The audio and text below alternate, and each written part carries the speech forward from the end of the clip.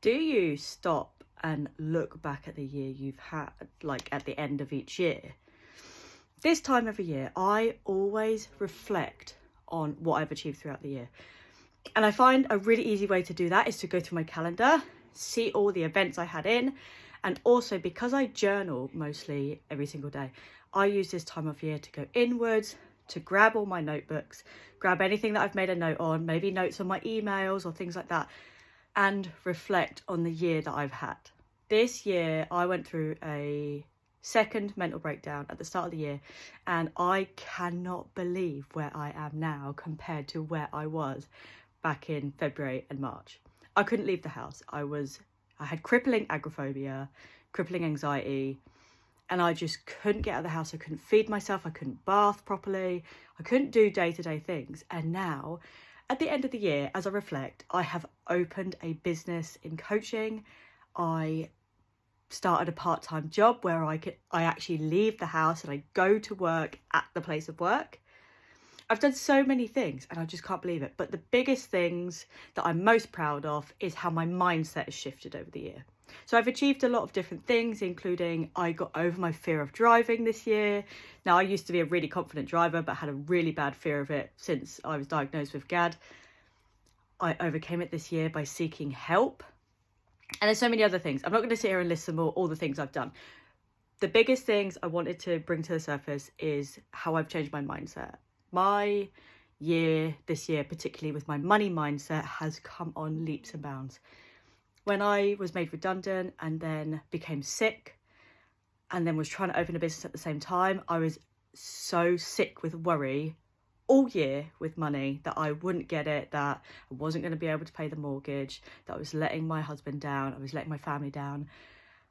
And so I had to really work on my mindset and had to work on my abundance mindset, and I had to work on my opportunity mindset, and that everything is going to be okay.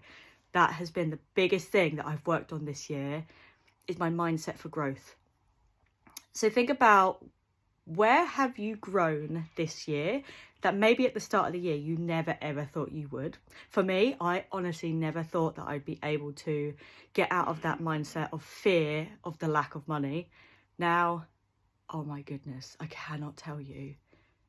Like, one, I feel so safe now. I feel so safe. I feel so secure. That doesn't mean I'm making absolutely lots of money. I make the minimum. But what I'm saying is I feel safe and I feel comfortable, and I'm always sorted and always looked after, and I always find a way to make ends meet. And I'm moving into that phase of my life where things are starting to become more abundant. So that has been the biggest thing for me this year, but also confidence in myself to actually run a business and actually have clients that believe in me and know that they are going to get results from me. And I have had some amazing results from some of the clients I've worked with this year. So do you stop and think about all the things that you've overcome this year, all the things that you've achieved, all the things you've gained? What are those things? Just grab a pen and paper, write down bullet points. What has happened this year that you have overcome? So I really like to focus on the positives, like what have I gained, what have I overcome, and how have I grown this year?